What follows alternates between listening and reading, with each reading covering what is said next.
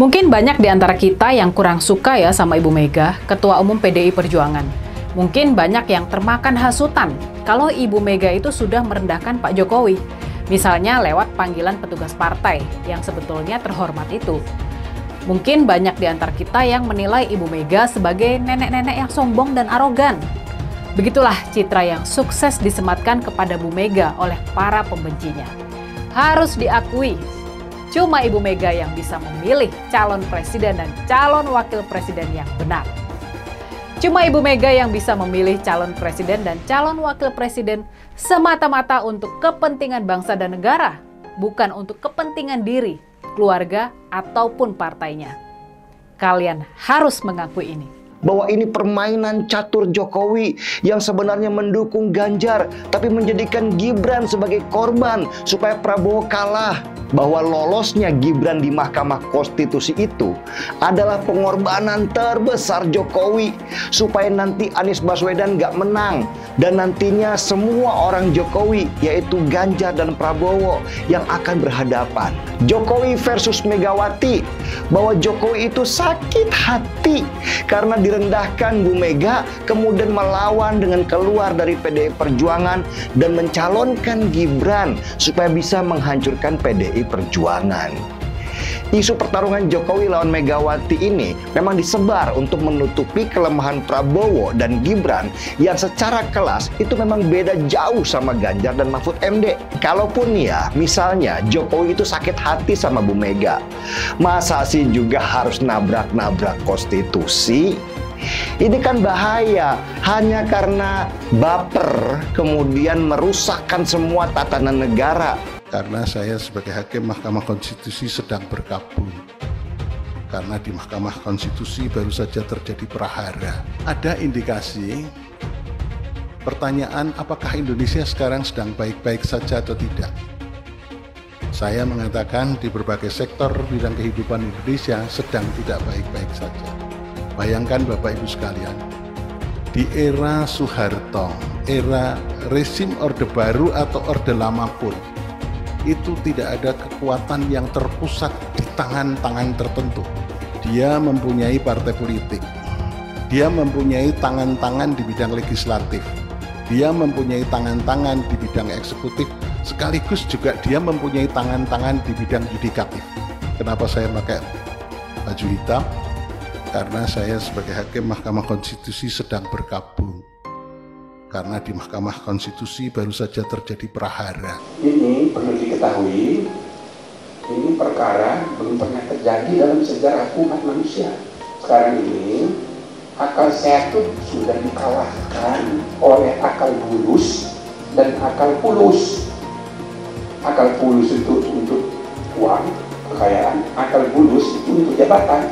Mau tidak mau, ketika Prabowo dan Gibran mendaftarkan diri ke KPU, Gibran yang masih secara administratif tercatat sebagai kader PDIP dan belum kulonun dengan partainya, diperhadapkan dengan seniornya di partai PDIP, Ganjar Pranowo. Mereka sesama kader PDIP. Sekali lagi, siapa yang paling diuntungkan dengan drama ini? Ya Pak Prabowo lah orangnya. Dia yang akan mengambil manfaat paling besar dari perseteruan tersebut. Tapi ingat, sebetulnya ini adalah pilpres, bukan pilwapres. Jadi sebetulnya posisi Gibran dalam pertarungan ini nggak penting-penting banget. Selain sebagai simbol anaknya Pak Jokowi yang juga masih sebagai kader PDIP. Prabowo lah yang akan menikmati kekuasaan kalau terpilih nanti. Calon Presiden Pak Prabowo.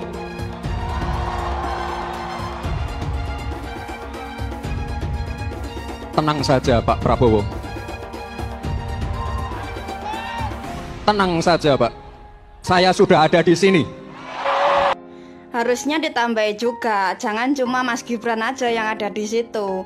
Tapi sebut juga ada Anwar Usman Pak Prabowo, paman saya yang ada di MK. Kalau undang-undang aja bisa kita custom, bisa kita modif, apalagi nanti cuma sekedar gugatan hasil Pilpres. Nah, begitu baru pas. Banyak yang kecewa ketika Gibran akhirnya diumumkan sebagai bakal calon wakil presiden untuk mendampingi Prabowo Subianto. Ya, sekarang coba bayangkan saja ya, Presiden Jokowi sendiri pernah mengatakan bahwa Gibran itu masih belum cukup umur dan pengalaman. Gibran ini masih menjadi wali kota Solo juga baru 2 tahun. Tapi sekarang yang terjadi apa coba? Justru Presiden Jokowi sendiri yang merestui Gibran untuk maju sebagai cawapres Prabowo Subianto. Jadi ya, biarkan saja masyarakat yang menilai. Ya, harapan saya dengan melihat situasi yang terjadi saat ini ya, maka tidak ada kata lain kecuali fokus dan gaspol untuk memenangkan pasangan Ganjar Pranowo dan Mahfud MD. Prabowo ini hanya pernah menjabat di tingkat eksekutif sebagai Menteri Pertahanan. Begitu juga dengan Gibran, hanya berpengalaman di tingkat eksekutif sebagai wali kota Solo. Padahal ya, negara ini sangat-sangat besar. Untuk itu jangan sampai dijadikan sebagai ajang percobaan. Sungguh ini sangat-sangat berbahaya. Begitu juga kalau dibandingkan dengan Anies dan Caimin. Saya suka nangis loh. Beliau tuh sampai kurus loh. Mikir kenapa? Mikir kita loh. Mikir rakyat loh. Nah, yang pasti kalau buat saya dibandingkan misalnya Pak Gibran jadi maju gitu, Mas Gibran gitu ya. Ya saya pilih Ganjar sama Mahfud lah, karena lebih teruji kan. Anda jadi wali kota baru 2 tahun 3 tahun kan belum teruji juga. Ini urus negara loh, mau jadi presiden loh. Kalau Anda belum lengkap, belum pernah di legislatif, belum nasional ya maksudnya DPR, kan DPR belum ngerti nih pemerintahan seperti apa. Anda belum pernah di eksekutif yang tingkat provinsi, Anda nggak ngerti jadi presiden nanti. Ini bukan soal belajar coba-coba loh. Ini negara dipertaruhkan untuk 2045. Kita kan mau mencapai 100 tahun ini mau jadi apa? Mau coba-coba. Ini negara sebentar lagi 300 juta penduduk kita. Mana boleh kita kasih orang coba-coba. Saya tidak meremehkan anak muda ya. Anak muda bisa lebih kreatif gitu ya. Tapi bicara tata negara, harus mengerti konstitusi. Anda bukan hanya untuk berani untuk maju. Kalau cuma berani maju, banyak bisa kita pilih orang berani maju. Tapi yang lengkap dengan track record ini kan butuh waktu pembuktian. Saya pasti pilih Pak Ganjar dan Pak Mahfud yang lebih pengalaman. Saya tidak mau anak cucu saya harus nunggu sekian tahun lagi. Kayak pengalaman Jakarta gitu kan, nunggu lagi mundur. Males sudah. Jadi kita nggak usah coba-coba deh. Udah jangan dengerin janji-janji manis orang. Buktikan aja selama ini bagaimana. Ya, yang jelas kita ingin membangun Indonesia dengan lebih cepat. Ya, dan kita ingin apa yang sudah dilakukan oleh pemerintahan hari ini baik kita teruskan. Yang kurang baik kita perbaiki, yang tidak baik kita tinggal. Dan tentu saja ada banyak isu mulai dari transisi energi, hilirisasi yang mesti kita tuntaskan, dan kemudian ada problem politik pangan yang mesti kita pegang kedaulatannya. Tapi di ujung sana ada fakir, miskin, anak terlantar, dan mereka yang harus punya akses lebih banyak untuk dilakukan. Dan pemerintah yang bersih dengan digitalisasi yang kita lakukan untuk mencegah korupsi menjadi poin-poin penting perhatian kami berdua. Ganjar itu seperti Jokowi, dia striker, pekerja keras, dan punya visi besar.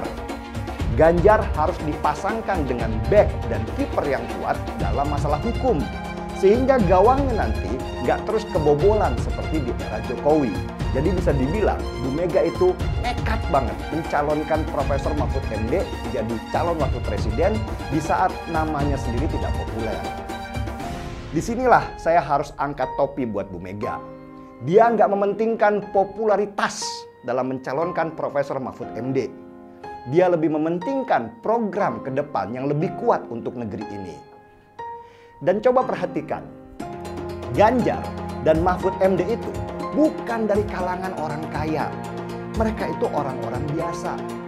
Kalau Bu Mega mau, dia bisa aja pilih calon wakil presiden yang kaya raya, yang mau taruh uang triliunan rupiah supaya bisa berkuasa.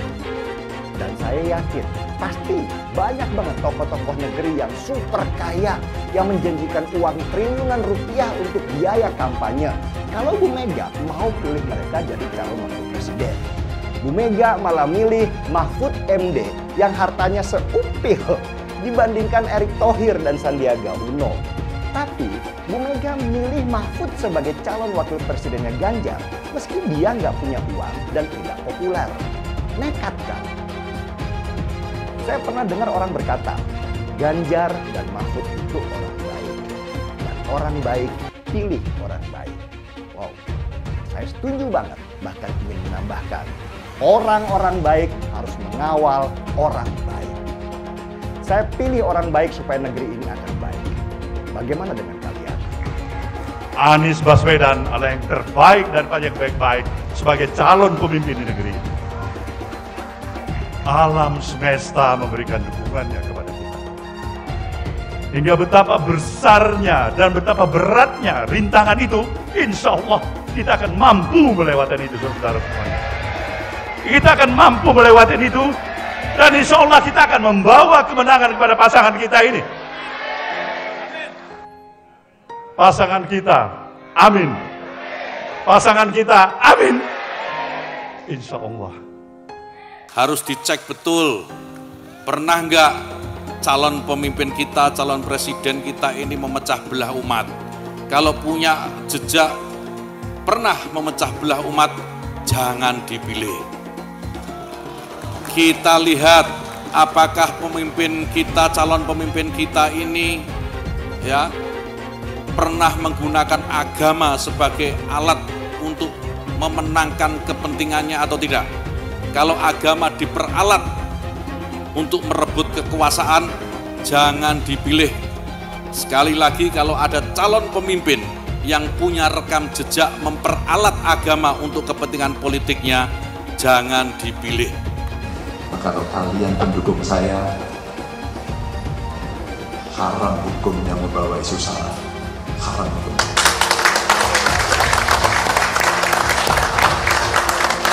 Kita sudah lelah dengan isu itu. Kita menjadi bangsa yang terbelah. Dan untuk mengembalikan susah. Umat Kristen di Indonesia memang minoritas, tapi jangan salah. Umat Kristen akan memegang peran menentukan apakah Anies akan menang dalam Pilpres 2024. Kalau secara perlahan semakin banyak orang Kristen yang berpaling ke Anies, yang akan menang nantinya sangat mungkin Anies. Suara pemilih Kristen di Indonesia adalah sekitar 10% lah. Kalau ekstrimnya semua warga Kristen memilih Ganjar, artinya Ganjar akan mendapat tambahan 10% suara dan Ganjar akan menang. Nah, itulah saya katakan kekompakan suara pemilih Kristen akan menentukan. Begitu suara pemilih Kristen terbelah secara timpang, Anies akan bisa mengalahkan Ganjar. Anies tahu jagoannya itu hanya akan menang kalau bisa memecah suara pemilih Kristen. Sekarang semua bergantung pada umat Kristen. Kekompakan pemilih Kristen akan menentukan apakah pada akhirnya Indonesia akan dipimpin Anies atau Ganjar. Elektabilitasnya Anies merosot ya seiring mulai terkuaknya kontroversi dari kepemimpinan Anies di Jakarta. Gen Z juga tahu kalau Anies adalah sosok yang didukung kelompok intoleran yang membuat Pilgub DKI 2017 menjadi sangat kotor. Politik identitas yang mengarah ke perpecahan seperti yang dikeluarkan pendukungnya Anies, yaitu Kadrun bin Kampret, kafir lah, laknat lah, PKI lah, ya cuman itu doang kemampuannya. Itulah pendukung Anies. Jangan pernah takut melawan Kadrun yang cuma pengen Indonesia hancur. Siap kawal kasus Ahok, siap penjarakan Ahok. Takbir, takbir, takbir. Siap kawal kasus Ahok. Siap. Siap kawal kasus Ahok. Siap. Betul. Betul. Tangkap, tangkap, tangkap si Ahok. Tangkap si Ahok sekarang juga. Tangkap, tangkap, tangkap si Ahok. Tangkap si Ahok sekarang juga. Takbir. Allahu Akbar. Takbir. Allahu Akbar. Tangkap, tangkap, tangkap si Ahok.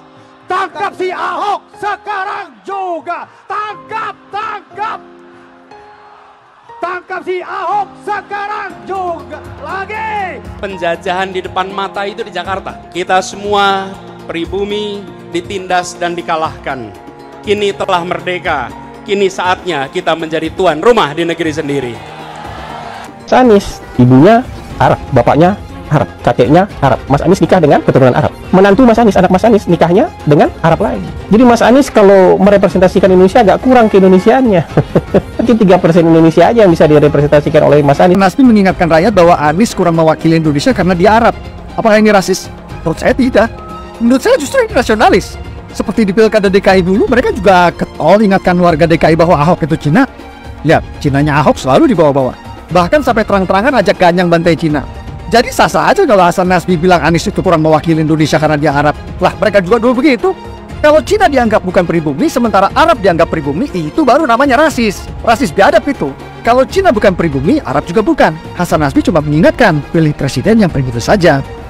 Saya bilang, Nis, ente nggak bisa jadi presiden. Kenapa? Karena presiden adalah orang Indonesia asli, saya bilang. DKI yang kita harapkan, Anies Baswedan yang begitu jelas Islamnya. 4 tahun 8 bulan jadi gubernur. Mana peraturan pergub saja yang melarang migrasi? Mana perda Islam apalagi? Yang akhirnya tidak berani juga menegakkan hukum Islam. Banjir tetap banjir, macet tetap macet, kriminalitas Jakarta. Anda tahu, 2 menit sekali terjadi pencurian. Sekarang orang sedang euforia, dia mau dicapreskan. Bagaimana umat terjebak lagi, bodoh lagi, masuk lagi. Kalau misalnya memang Anies itu mau maju dan dia tekad mau menegakkan hukum Islam dan menyatakan perlawanan, saya peduli. Tapi dia tidak lakukan itu. Tahu nggak, sumur resapan yang ngabisin anggaran beratus miliar itu meresap air agar masuk ke dalam bumi sesuai dengan sunatullah. Tetapi ternyata sumur ini tidak meresap air, malah airnya itu menggenang di sumur-sumur itu. Sumur resapan itu sekarang harus disiapin pompa untuk menguras air di sumur resapan. Kalaupun dia harus makan babi sepanjang jadi presiden, mungkin akan dilakukan. Jangan sampai Indonesia jatuh ke tangan pembohong. Jangan sampai Indonesia jatuh ke tangan Anies Baswedan. Jangan hanya konsentrasi pada pembangunan benda-benda mati yang indah difoto dan bisa ditunjukkan dalam 5 tahun hasilnya. Kalau kita mau menilai sebuah janji, maka lihat janjinya, lalu lihat kenyataannya. Dulu janjinya apa ya? Dan ini aneh, betul-betul aneh. Ini bukan kampanye, tapi saya sampaikan sini. Di satu sisi menyiapkan jalur-jalur air untuk dikirim ke laut, di sisi lain di lautnya dipasang dengan pulau reklamasi, tinggal tunggu waktu jadi rob, air balik. Dan ini melawan sunatullah. Kenapa? Air itu turun dari langit ke bumi, bukan ke laut. Harusnya dimasukkan ke dalam bumi, masukkan tanah.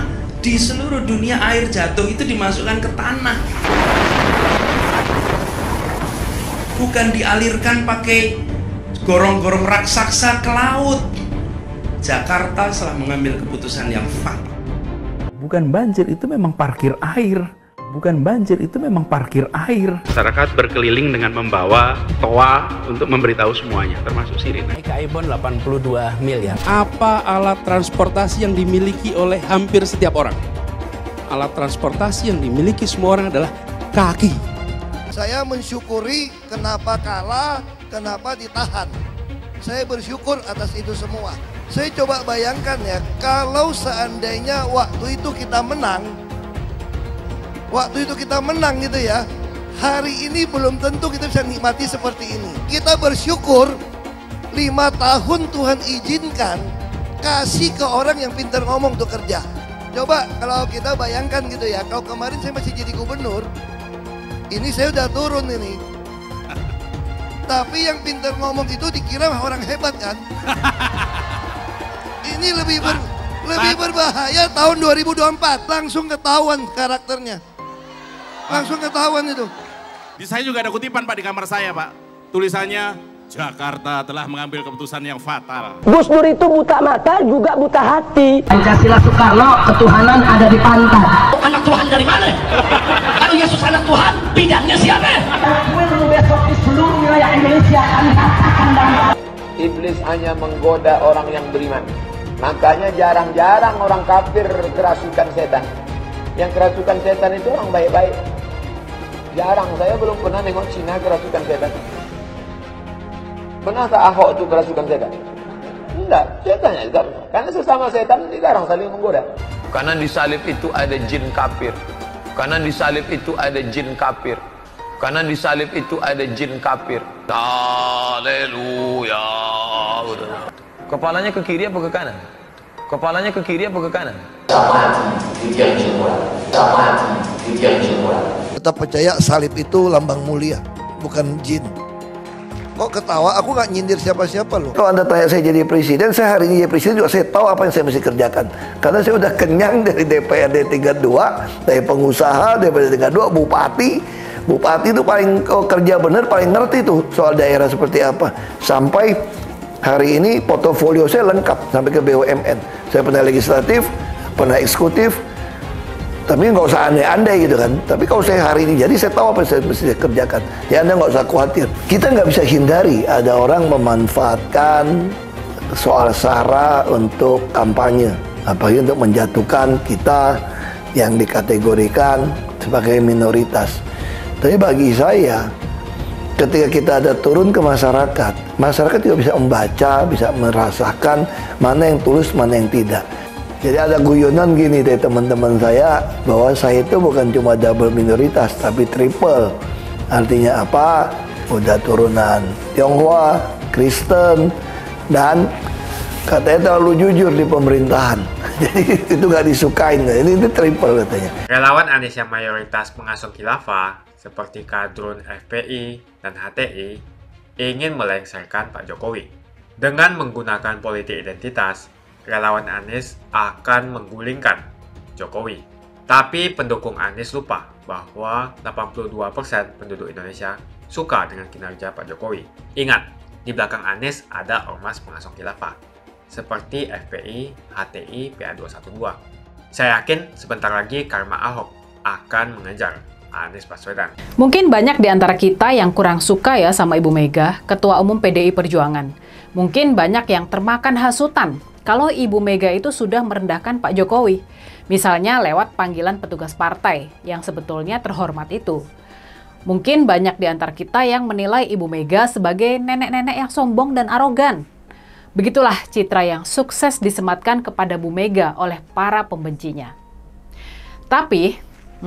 Tapinya nih, ada satu kenyataan.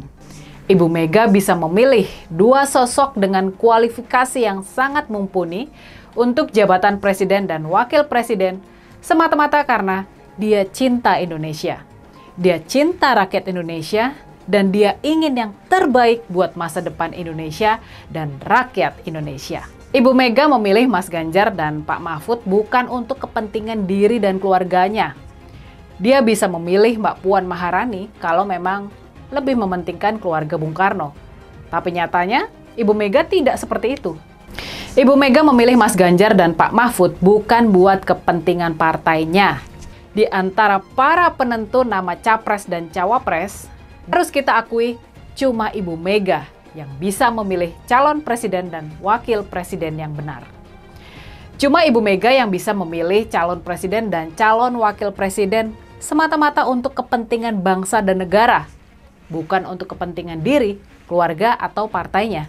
Pilihan Ibu Mega kepada Mas Ganjar dan Pak Mahfud MD membuktikan hal itu. Di masa muda, ketika seumuran para Gen Z sekarang ini di tahun 1960-an, Bu Mega menjadi korban kekejaman politik Orde Baru. Ayahnya, Presiden Soekarno, dijatuhkan oleh Soeharto. Selama 20 tahun lebih, Ibu Mega muda hidup dalam tekanan politik yang sangat dahsyat dari rezim militer otoriter yang berkuasa pada saat itu. Untuk sampai ke tingkatan politisi negarawan seperti Ibu Mega yang bisa semata-mata memikirkan kepentingan rakyat dan negara, prosesnya memang tidak mudah. Jalannya sangat berliku dan panjang mendaki. Di akhir tahun 1987, ketika ketidakpuasan terhadap Orde Baru semakin menyeruak, terutama dipicu oleh praktek korupsi, kolusi, dan nepotisme yang dijalankan oleh keluarga Pak Harto, barulah terbuka celah sempit bagi keluarga Bung Karno untuk kembali ke jalur politik. Walaupun menyandang nama besar Soekarno di pundaknya, Ibu Mega tetap harus berproses dan mulai dari bawah, dari memimpin anak cabang partai, tidak tiba-tiba menjadi petinggi partai di tingkat pusat. Ibu Mega mengambil kesempatan ini. Dia bergabung dengan partai paling kecil ketika itu, partai paling berantakan ketika itu, yakni Partai Demokrasi Indonesia, dan memulai karir politiknya dari bawah. Namun begitu, nama besar Soekarno di pundak Ibu Mega berhasil mengangkat perolehan suara PDI di pemilu tahun 1987 dan kemudian pemilu tahun 1992. Dalam 5 tahun, nama Megawati semakin populer. Perjalanan Ibu Mega di era reformasi juga berliku dan penuh intrik. Tapi dia tetap dikenal sebagai sosok yang selalu tegak lurus sama kepentingan bangsa dan negara. Ibu Mega dikenal sebagai tokoh bangsa yang nggak biasa belok-belok, sangat sulit diajak kompromi. Turun ke rakyat, itulah istilah yang selalu digunakan oleh Ibu Mega, yang kemudian diadopsi oleh Pak Jokowi menjadi blusukan. Dan kemudian Ibu Mega pun menjelma menjadi simbol perlawanan terhadap rezim Orde Baru. Ibu Mega terpilih menjadi Ketua Umum PDI, namun ditolak oleh Pak Harto. Dalam berbagai cara, Pak Harto berusaha menjatuhkan Ibu Mega, tapi selalu gagal. Di pemilu 1997, Ibu Mega melakukan perlawanan lewat aksi diam. Dia menyatakan tidak ikut pemilu tahun 1997. Dan aksi diam ini sudah tentu diikuti oleh puluhan juta pengikutnya yang menolak datang ke TPS buat mencoblos. Aksi diam yang berani ini terus menggulirkan semangat perlawanan terhadap rezim Soeharto hingga akhirnya cuma setahun berselang rezim Orde Baru itu pun runtuh. Inilah cerita yang penting dibagikan kepada kita semua. Terutama penting diingatkan kembali kepada mereka-mereka yang akhir-akhir ini sering menunjukkan sikap yang kurang suka sama Ibu Mega. Kalian semua harus ingat, di antara para king dan queen maker di negara kita, di antara para pengambil kebijakan politik terpenting di negara kita, di antara para penentu nama capres dan cawapres, di antara Pak Jokowi, Eyang Prabowo, Pak Surya Paloh, dan yang lainnya, harus diakui, cuma Ibu Mega yang bisa memilih calon presiden dan calon wakil presiden yang benar. Politik kenegaraan inilah yang terus menjadi ciri khas dari Ibu Mega sampai dengan sekarang ini. Makanya dalam pemilihan calon presiden dan wakil presiden, Ibu Mega tampak tidak terganggu sedikit pun sama manuver-manuver dan drama-drama yang terjadi di sekelilingnya. Ibu Mega nggak terpengaruh dan kukuh semata-mata melakukan pilihan yang terbaik buat masa depan rakyat. Cuma Ibu Mega yang bisa memilih calon presiden dan calon wakil presiden semata-mata untuk kepentingan bangsa dan negara, bukan untuk kepentingan diri, keluarga, ataupun partainya. Kalian harus mengakui ini. Semakin dekat Pilpres, relawan Anies semakin beringas dan Anies semakin galau. Dengan menggunakan politik identitas, relawan Anies akan menggulingkan Jokowi. Relawan Anies yang mayoritas pengasuh khilafah seperti kadrun FPI dan HTI ingin melengsarkan Pak Jokowi. Tapi pendukung Anies lupa bahwa 82% penduduk Indonesia suka dengan kinerja Pak Jokowi. Saya pikir kalau terjadi baku hantam, maka ada 82% yang akan menghajar kadrun pengasuh khilafah itu. Kalau melihat perkembangan koalisi politik yang paling agresif memperluas basis kerjasama yang sudah konkret adalah koalisi Ganjar.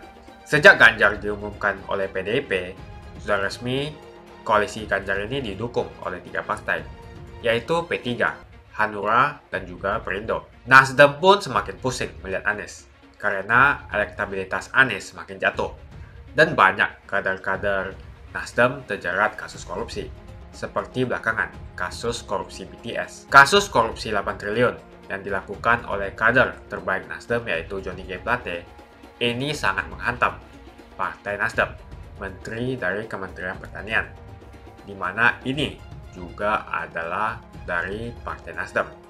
Apalagi belakangan ada 120.000 kader dari Partai Nasdem pindah ke Partai Perindo. Semenjak Nasdem mengusung Anies, banyak sekali petaka yang diterima oleh Nasdem. Apakah ini merupakan karma dari Ahok Silahkan komentar di kolom komentar. Yang jelas saya tidak akan memilih Anies, karena Anies bukan pribumi yang jelas. Dan Anies juga merupakan antitesis daripada Jokowi. Antitesis artinya bertolak belakangan dengan semua kebijakan Jokowi. Anies sudah terang-terangan menyebutkan dia tidak akan melanjutkan kinerja dari Pak Jokowi. Tidak ada infrastruktur yang akan dibangun jika Anies memimpin Indonesia 5 tahun ke depan. Lagi pula Anies juga didukung oleh khilafah dan pendukung Anies dari ormas seperti FPI dan juga HTI. Apa kita mau FPI dan HTI kembali di Indonesia jika Anies memimpin? Anies adalah bapak politik identitas yang menghalalkan segala cara untuk menggapai kekuasaan, termasuk menggunakan politik identitas berbasis agama. Kita lihat di kasus Ahok. Kita sudah bisa melihat kinerja Anies selama 5 tahun di Jakarta, dan ini merupakan rekam jejak Anies Baswedan. Tidak ada satupun janji yang dipenuhi, dan tidak ada kinerja yang bisa dibanggakan. Dari DP 0%, OKOC, kelebihan bayar, Formula E, banjir, sumber resapan, jalan rusak, dan gonta-ganti nama jalan. Jadi saya rasa tagline perubahan yang diusung Anies adalah tagline merubah kata korupsi menjadi kelebihan bayar, supaya semua koruptor tidak dijerat oleh pasal korupsi. Karena mereka semua hanya melakukan kelebihan bayar. Jadi perkataan Ahok sudah terbukti dan Jakarta sudah menjadi korban. Jangan biarkan Indonesia menjadi korban di bulan Anies Baswedan. Suara minoritas jangan lagi merasa takut untuk memilih pemimpin yang membela hak minoritas. Karena Anies jelas hanya memanfaatkan suara minoritas untuk mendapatkan suara. Ingat, di belakang Anies ada ormas pengasuh khilafah seperti FPI, HTI, PA212. Saya yakin sebentar lagi karma Ahok akan mengejar Anies Baswedan. Begitu saja opini saya hari ini. Tuliskan opini kalian tentang Anies Baswedan di kolom komentar. Dan juga tuliskan pendapat kalian tentang people power oleh relawan Anies untuk melengsarkan Pak Jokowi. Tuliskan pendapat kalian. Jika kalian siap untuk melawan people power yang digaungkan oleh relawan Anies, ayo tuliskan lawan people power di kolom komentar. Pastikan Anda semua like video ini dan bagikan video ini ke teman dan family Anda supaya mereka semua mengetahui tentang informasi ini. Tekan tombol subscribe dan bunyikan lonceng notifikasi supaya kamu tidak ketinggalan